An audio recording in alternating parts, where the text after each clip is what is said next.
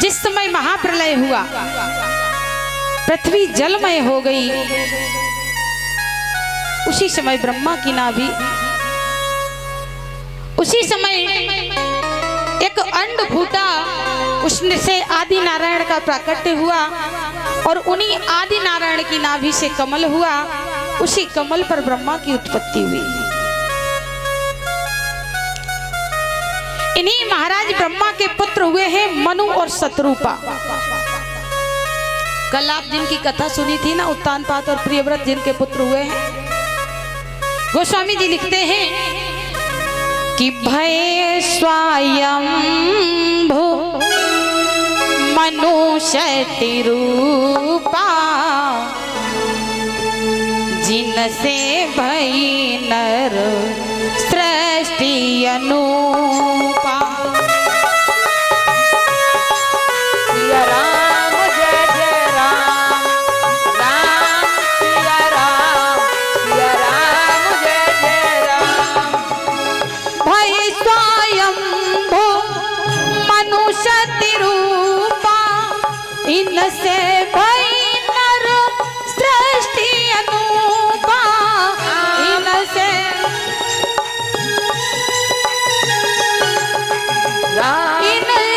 भई नर सृष्टि अनुपा। भय स्वयंभू मनुष्य रूपा।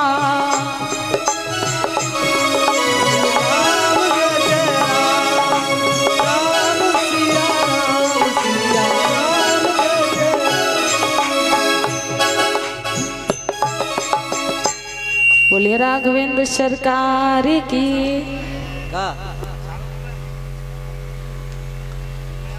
मनु और शत्रुपा प्रथम स्त्री और पुरुष हुए। इन्हीं मनु शत्रुपा के द्वारा मनुष्य पहला मनुष्य बना है। मनु और शत्रुपा के और भाई हैं जो ब्रह्मा जी के पुत्र हैं मरीचि। मरीचि ऋषि हृदय से उत्पन्न हुए और इन्हीं मरीचि के कश्यप जी हुए हैं और कश्यप जी के पुत्र हुए हैं सूर्य भगवान, जिन्हें विवस्वान भी कहा गया है। विवस्वान के श्राद्ध देव मनु नामक पुत्र हुए। इन्हीं श्राद्ध देव मनु के जो अभी कथा सुन रहे थे सुद्युम्न की, ये सुद्युम्न हुए हैं। और इनको जब स्त्री पुरुष होने का श्राप लग गया तो इन्हीं के द्वारा सूर्य वंश और चंद्र वंश दोनों दो भागों में बटे। आगे चल के इसी पूर्ववंश में महाराज श्राद्ध देव मनु की पत्नी जो है श्रद्धा देवी, इनके 10 पुत्र हुए हैं, जिनमें सबसे बड़े हैं इक्ष्वाकु और सबसे छोटे हैं नाभ। नाभ के यहाँ पर मरुत का जन्म हुआ, मरुत के यहाँ पर तृणबिंदु, तृणबिंदु के यहाँ पर अलंबिका, और इन्हें अलंबक ने अलंबिका नाम की अप्सरा से विवाह किया और इस अप्सरा के गर्भ से एक कन्या का जन्म हुआ जिसका नाम इड़विड़ा रखा गया। और यही इड़विड़ा विषय श्रवाजी को विवाही गई, जिनके यहाँ पर कुबेर भंडारी का जन्म हुआ। और इन विषय श्रवा की जो दूसरी पत्नी केकसी थी, उसके गर्भ से रावण और कुंभकर्ण का जन्म हुआ था। कहें आगे चल के इसी वंश में तृणबिंदु नाम के राजा हुए हैं। तृणबिंदु के पुत्र हुए हैं विशाल, जिन्होंने वैशाली नगरी को बसाया है। और वैशाल के हुए हैं हेमचंद्र।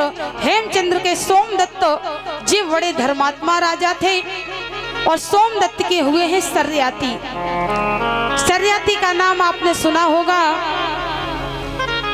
इन्हीं महाराज सर्याती की कन्या सुकन्या ने च्यवन ऋषि के नेत्रों को फोड़ दिया था।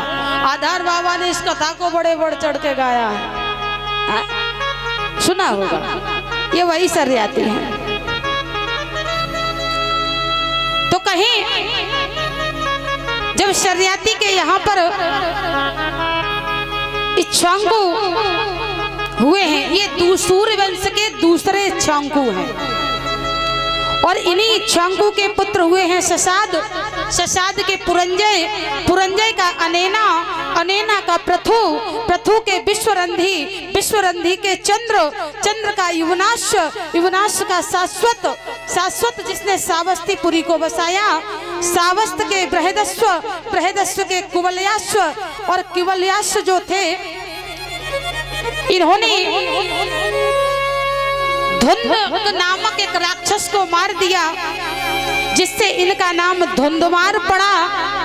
और इन्हीं धुंधमार के 100 पुत्र थे जिनमें से 97 पुत्र उस राक्षस की अग्नि से, मुखाग्नि से जल करके समाप्त हो गए। मात्र 3 पुत्र शेष बचे हैं, दृढ़ाश्व, कपिलाश्व और भद्राश्व। दृढ़ाश्व के हराश्व, हराश्व के निकुंभ, निकुंभ के बृहदाश्व, बृहदाश्व के कृशाश्व, कृशाश्व के सैन्यजित, सैन्यजित के युवनाश्व और युवनाश्व के पुत्र हुए हैं मानधाता। अब मानधाता का कैसे जन्म हुआ? तो कहे युवनाश्व के यहाँ पर किसी बालक का जन्म नहीं हुआ। एक बात और बताएं, सूर्य वंश की एक विशेषता है, सूर्य वंश में कोई संतान, जितनी भी संतानें हुई हैं वो यज्ञ करने के बाद ही हुई हैं। और चंद्रवंश की ये भी विशेषता है कि चंद्रवंश में जितने विवाह हुए हैं वो बिना लड़ाई के नहीं हुए हैं। दोनों की अपनी अपनी विशेषता है। तो जब युवनाश के यहाँ पर संतान का जन्म नहीं हुआ तो युवनाश को चिंता हुई, और जब चिंता हुई तो भैया एक ही व्यक्ति है जिनके पास जाया जाए। सूर्यवंशियों के गुरु हैं वशिष्ठ जी महाराज। वशिष्ठ जी के यहाँ पर पहुंचे, यज्ञ कराया गया, पुत्र कामेष्टि यज्ञ। जब यज्ञ कराया गया तो उस यज्ञ में एक विधान था कि जो अनुष्ठान रखा गया था उस अनुष्ठान से ब्राह्मण लोग पुत्र के लिए मंत्र पढ़ के कुशा के द्वारा एक घड़े में जल छोड़ा करते थे। धीरे धीरे जब अनुष्ठान पूरा हुआ उस दिन सभी लोग यज्ञशाला में विश्राम किए। रात्रि में भगवान की ऐसी कृपा कि रात्रि के समय में राजा युवनाश जागे तो इनको बहुत तेज प्यास लगी, और जब बहुत तेज प्यास लगी तो यज्ञशाला में और कहीं जल मिला नहीं। युवनाश ने उसी जल को पी लिया। जब जल को पी लिया और पुनः सो गए। प्रातः काल जब नित्य क्रिया करके सभी ब्राह्मण आए और रानी को बुलाया, राजा को बुलाया, और जब कलश को उठाया तो देखा कि जल नहीं है उसमें। जैसे ही जल नहीं देखा तो पूछा कि जल कहाँ गया, इस कलश का जल कहाँ गया? तो राजा ने कहा इतना परेशान क्यों हो रहे महाराज, जल ही तो था। अगर तीर्थ का जल हो तो तीर्थ से मंगा लिया जाएगा, पर आप इतना इसमें परेशान क्यों हो रहे हैं? ब्राह्मणों ने कहा नहीं नहीं पता, ये जल गया कहाँ ये तो पता होना चाहिए। तो कहा महाराज रात में प्यास लगी तो ये जल तो मैंने पी लिया। जैसे ही ब्राह्मणों ने सुना कि ये जल मैंने पी लिया, अब ब्राह्मण एक दूसरे का मुंह देखे, सबका चेहरा सूख गया। राजा ने कहा हुआ क्या है, जल ही तो पिया है। ब्राह्मणों ने बताया महाराज ये जब साधारण जल नहीं था, इसी जल से तो आपको पुत्र की प्राप्ति होनी थी। इस जल को तो रानी को पीना चाहिए था। तो अब क्या करें, अब तो मैंने पी लिया। ब्राह्मणों ने कहा कि जो काम रानी से होना था वो आपसे होगा। अब ये पुत्र प्राप्ति के लिए जल था तो अब पुत्र आपसे प्राप्त होगा। अब क्या कहेंगे? राजा के होश उड़ गए, पैरों तले जमीन खिसक गई। वशिष्ठ जी ने समझाया डरो मत, वही होता है जो परमात्मा को मंजूर होता है। हमारे और तुम्हारे करने से कुछ भी होता नहीं है, इसलिए परेशान मत हो। राजा के उदर में गर्भ स्थापित हुआ। जब गर्भ का 9 महीना बीता, 10वां महीना लगा तो शल्य क्रिया, जिसे आज की भाषा में ऑपरेशन कहा जाता है, ये बहुत पहले हो चुका है। हमें लगता है कि विज्ञान अब आगे आया है। अरे अभी तो एक पासंग भी नहीं पहुंचे हैं वैज्ञानिक। ये वेद शास्त्रों में जो हमारे ऋषि महात्मा रिसर्च करके रख गए हैं। वशिष्ठ जी ने शल्य क्रिया के द्वारा राजा के उदर को भेदन करके और उस बालक का जन्म कराया।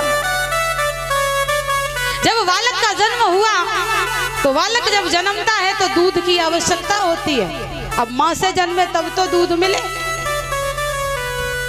बालक भूख के कारण रोया तो इंद्र पधारे और इंद्र की एक अंगुली में अमृत था। इंद्र ने उस बालक के मुख में अपनी अंगुली को दे करके और कहा, आज से मैं इसका माँ और पिता दोनों हूँ। इसीलिए उस बालक का नाम मानधाता पड़ा। इन्हीं मानधाता के यहाँ पर मानधाता का विवाह महाराज शशबिंदु की पुत्री बिंदुमती से हुआ। और इन्हीं मानधाता के यहाँ पर 3 पुत्र उत्पन्न हुए हैं, पुरुकुत्स, अम्बरीश और मुचकुंद। ये वही मुचकुंद है जो कृष्ण कथा में भगवान ने धौलागिर की खो में कालावन को ले जा करके जगाया था।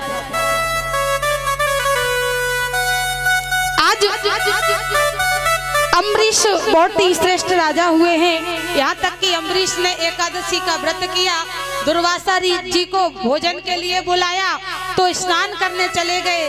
तब तक द्वादशी निकली जा रही थी और एकादशी व्रत का ये विधान है कि पारायण जो है वो द्वादशी में ही होना चाहिए। इधर द्वादशी निकली जा रही, उधर दुर्वासा जी नहीं आए तो विद्वानों ने कहा राजा की ब्राह्मण दरवाजे पे है, निमंत्रित हैं, तो आप भोजन न करके जल पी लीजिए। और जल पीने से भोजन नहीं माना जाएगा, आपका भी व्रत पूरा हो जाएगा और महात्मा का भी सम्मान बना रहेगा। राजा ने जैसे ही जलपान किया तो तब तक दुर्वासा जी आ गए और दुर्वासा जी नाराज हो गए। तूने मेरा अपमान किया, निमंत्रण करके फिर तूने जलपान कर लिया। अब सभी समझाएं कि महाराज जल ही तो पिया है, चरणामृत ही तो पिया है, पर दुर्वासा नहीं माने। कृत्या नाम की राक्षसी को प्रकट कर दिया। राजा अम्बरीश को मारने के लिए भगवान का सुदर्शन चक्र चला और कृत्या को समाप्त करने के बाद में दुर्वासा के पीछे भाग पड़ा। जब दुर्वासा के पीछे भागा, अब तो दुर्वासा जी को कोई भी छुपने बचने का स्थान नहीं मिल रहा है। तीनों लोकों में भ्रमण किया, किसी ने नहीं बचा पाया। अंत में भगवान विष्णु के पास में पहुंचे हैं, कहा प्रभु रक्षा करो। भगवान ने कहा क्यों, क्या हुआ? बोले आपका सुदर्शन चक्र मेरा पीछा कर रहा है। भगवान ने कहा तो क्यों कर रहा है? अरे अगर तुम्हें बचना है मैं तुम्हारी रक्षा नहीं कर सकता। अहम भक्त पराधीना, मैं तो भक्तों के अधीन हो। जाओ अम्बरीश की शरण में जाओ, अम्बरीश अगर तुम्हें बचाएंगे तो तुम बच सकते हो, अन्यथा तुम्हें कोई बचाने वाला। दुर्वासा ऋषि दौड़ करके अम्बरीश के पास में आए और अम्बरीश को दंडवत प्रणाम किया। अम्बरीश बहुत श्रेष्ठ राजा हैं, दौड़ करके उठाया। प्रभु ये क्या कर रहे हैं? आप संत हैं, मैं ग्रस्त हूँ, आप मुझे प्रणाम। बोले मेरी रक्षा करो। अम्बरीश ने कहा हे सुदर्शन देव, अगर मैंने जीवन में कभी पुण्य किया हो, अगर मैंने भगवान श्री हरि को छोड़ करके कभी किसी के प्रति कोई भाव ना रखा हो, तो ये सुदर्शन चक्र वापस लौट जाए। सुदर्शन लौट जाते हैं।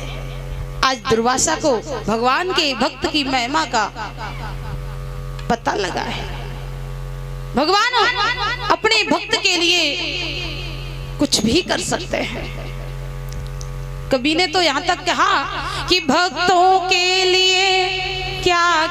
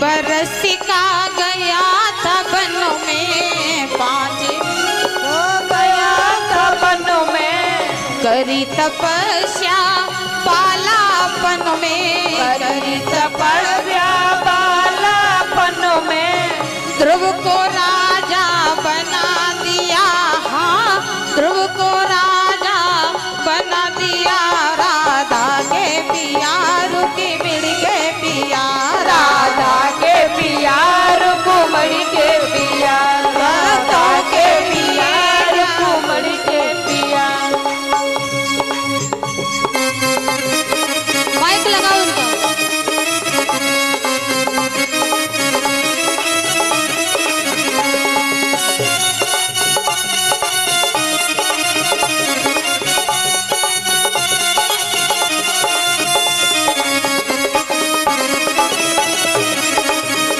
राधा के पियारू की मिल के पिया, राधा के पियारू की मिल के पिया।